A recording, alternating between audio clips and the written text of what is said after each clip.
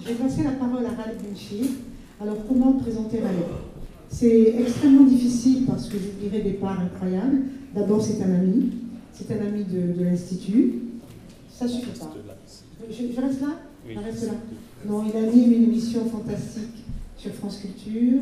Il a travaillé, ou il travaille toujours, Vivre l'Islam. Et je salue Abdou à cette occasion. Et également Sadek Belmoussif de la Fondation des œuvres de l'Islam, évidemment. Donc je vais arrêter là. Bon, donc je vais te donner la parole parce que ta parole est précieuse. Merci infiniment, merci mon cher Belisa. Mes amis, et vous êtes nombreux dans la salle, mesdames et messieurs, je suis extrêmement heureux d'être là. À dire vrai, quand on m'avait demandé de venir ici pour parler de l'engagement spirituel dans la cité, je me suis posé quand même une question. Est-ce qu'on peut parler de son engagement spirituel? Et c'était pour moi un léger paradoxe. La spiritualité, pour une mise à nu spirituelle, c'est toujours délicat. Je tiens à le dire d'emblée, il y a comme une pudeur à ne pas discourir sur ce qui relève finalement de l'intimité de conscience, qu'elle soit soufie ou pas. Mais je m'étais dit, bon, je vais me retrouver entre amis, puis parlons, laissons place au témoignage. Et donc d'emblée, je me place sur un plan testimonial. Encore une fois, je répète, les questions relevant de la spiritualité sont beaucoup plus expérientielles que proprement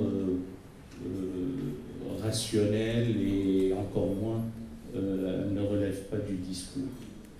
Alors, l'engagement spirituel dans la cité, dans le cadre de la croyance monothéiste et dans une foi en un Dieu aimant, clément et miséricordieux, dont on a commis l'irréparable en son nom et qu'on a pris en otage et dont on a perverti l'enseignement, eh bien, je le vois en un triptyque qui consiste à colmater des brèches. D'abord les failles intérieures, et nous en avons, en tout cas moi j'en ai, des fêlures, un énorme travail. Et puis, on ne peut pas séparer ce que j'appelle un double commandement. On ne peut pas prétendre aimer Dieu, lui vouer un culte pur et sincère, l'adorer, sans le traduire par des actes concrets à l'égard de l'homme. De l'ordre de tout homme, hommes et femmes, bien entendu. L'homme récipiendaire du souffle divin, réceptacle de cette effusion de bonté et de miséricorde qui émane continuellement de l'être premier. Voilà globalement, d'abord un énorme travail sur soi, en lien avec cette intimité de conscience, cette foi en Dieu, et puis ça se traduit dans une relation transversale et horizontale, j'allais dire dans la cité, avec l'humanité. Je le répète, on ne peut pas dire aimer Dieu sans aimer l'homme. On ne peut pas adorer Dieu sans être au service de l'humanité. C'est une bijection. Les mathématiciens savent qu'est-ce que c'est qu'une relation bijective. Alors, pour ce qui concerne le travail sur soi, savoir, c'est pour ça que je vous dis que c'est toujours difficile de discourir là-dessus. Juguler ses passions, réguler ses désirs. Je dis bien les réguler. Je ne suis pas dans une optique d'ascèse, doloriste. Je dis simplement, on est dans une optique de savoir se contenter de ce qu'on a pour être véritablement riche de cette intériorité. L'Ecclésiaste le dit, Confucius le dit, les sagesses humaines nous le font savoir, celui qui est heureux de ce qu'il a, eh bien, connaît, j'allais dire, la joie et le bonheur. Et le mécontentement dans la richesse appauvrit. Ce n'est pas une incitation à ne rien faire. Au contraire, c'est une manière d'être dans la sérénité, la quiétude, en dépit parfois du brasier intérieur, en dépit de ce qui peut se passer intérieurement. Il y a une sorte de placidité, une impavidité extérieure qui ne traduit peut-être pas ce qui se passe intérieurement. Si on se prétend croyant et aimant Dieu, eh bien on incarne un tant soit peu sa miséricorde. parce que c'est d'un manque de tendresse que nous étouffons et d'un manque d'amour que nous suffoquons. Et donc de cet étouffement et de cette suffocation, il y a lieu d'incarner à son niveau, au sein de sa propre famille, mais y compris aussi vis-à-vis du lointain, pas uniquement vis-à-vis du prochain, vis-à-vis de quiconque.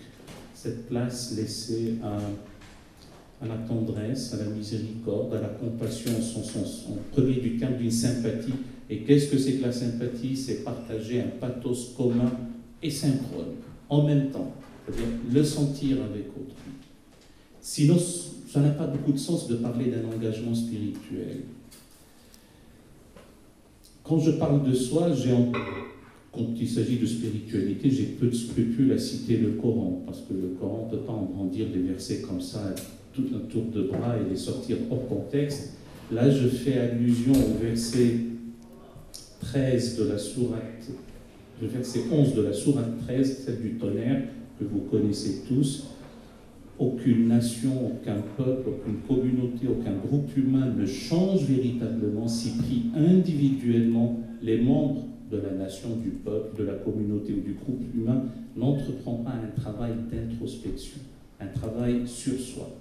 Ça a donné lieu à beaucoup de discussions. Certains disent oui, mais c'est une manière aussi d'endormir le dit peuple, mais alors qu'en réalité, c'est un travail, j'allais dire, de la personne elle-même, avec le souci de l'autre, avec une préoccupation du bien-être d'autrui, et avec ce couple de vouloir accomplir la justice. Je me reste 2 minutes que j'arrêterai. J'obéis à Elisa. Il n'y a pas plus simple qu'une déprise de soi pour une remise de soi à Dieu pour les croyants et à la présidente de séance pour lui rendre la tâche facile. Comme ça, les choses sont simples. Donc, j'étais en train de parler de cette déprise de soi et cette dualité d'accomplir la justice, en tout cas de s'insurger contre l'injustice et d'accomplir la justice et de la marier avec la bienfaisance, avec l'amour de la bonté, en essayant d'ajuster en tout cas le dire et le faire. J'ai cette parole, si vous me pardonnez l'anglicisme, practice what you preach. Sinon, ce n'est pas la peine de parler. Si on ne pratique pas ce qu'on dit, il y a comme un abîme, un hiatus entre le dire et le faire. Or, l'engagement spirituel consiste à colmater encore ce dit abîme. Les choses ne sont pas simples, pour 2 raisons. Je finirai sur ces 2 raisons. D'abord, pour les croyants musulmans cette fois-ci, qui se réfèrent à la parole de Dieu médiatisée, inverbée, incarnée en livre, et bien qu'il s'est fait livre, il y a presque cet avertissement par le temps. L'homme est en perdition, assurément. L'homme est assurément en perdition, sauf, et étonnamment on devient un pluriel, sauf ceux qui croient, ceux qui font œuvre pie, mais ceux qui s'enjoignent mutuellement à la vérité et à la patience. Donc il faut laisser place davantage à la patience, devant l'adversité, à l'endurance, parce qu'après la passion il y a la résurrection, après l'infortune il y a la fortune, après l'adversité il y a l'aisance. C'est avoir en tout cas cette espérance. Et pour boucler la boucle avec l'amour, un mot tant galvaudé, tant désincarné. Alors que si je me réfère encore à la parole de Dieu, j'ai toujours en tête ces 2 versets, méditer par les soufis à en pleurer, à croire ce qu'ils nous disent et ce qu'il nous est parvenu, en tout cas pour votre serviteur, d'une manière livresque. J'avoue que je ne les ai pas vus. Le verset 54 de la sourate 5, il est en substance: ô vous qui avez cru, s'il advenait que quelqu'un parmi vous renie à sa foi, eh bien Dieu suscitera un peuple qu'il aimera et qu'il aimera. Ça ne s'écrit pas de la même façon. Il n'est pas dit qu'il faut l'oxyre, qu'il faut le bastonner, qu'il faut le brûler vif dans une cage. Il est dit simplement que bon, Dieu suscitera un peuple qu'il aimera et qu'il aimera. Cet amour réciproque est lourd de sens. Et l'autre verset qui est toujours à méditer, à en pleurer, et qui est le verset 30 de la sourate 3, dis-leur, l'injonction est faite au prophète, Dis-leur, si vous aimez Dieu, suivez-moi. Dieu vous aimera et il vous pardonnera vos fautes. Et donc, cette espérance, les pinailleurs diront, c'est ce qui n'advient jamais, par définition. En tout cas, mais nous croyons qu'elle adviendra. Enfin, cette espérance, en tout cas, nous fait dire qu'il y a un humanisme théocentré pour les croyants, il y a aussi l'humanisme anthropocentré, et que cet humanisme véritable, avec le souci de l'homme, la préoccupation du bonheur d'autrui, est un humanisme qui assume tous les héritages de tous les peuples, quels qu'ils soient, y compris ceux qui ânent sous des servitudes renouvelées et qui se trouvent sur leur route parce qu'ils ont été injustement chassés de leur demeure. Eh bien, c'est prendre en considération ceci, du plus petit parmi nous, dans une égale dignité de l'être humain. Voilà comment je perçois l'engagement spirituel dans la cité, entre nous tous. Et merci de m'avoir écouté. Merci.